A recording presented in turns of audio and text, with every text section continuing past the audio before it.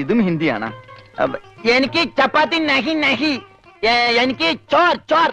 चोर? हाँ चोर. तू चोर है? Yes, I am चोर. No कन्नी. अच्छा.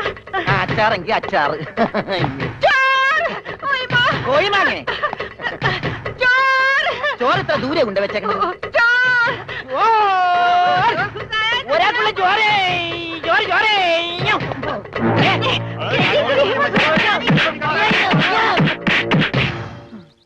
പതുക്കെ. ഇതെന്തൊരു നാടാ? കാണാന്ന് പറഞ്ഞാ ചപ്പാത്തി, ചോറെന്ന് പറഞ്ഞ ഇടി.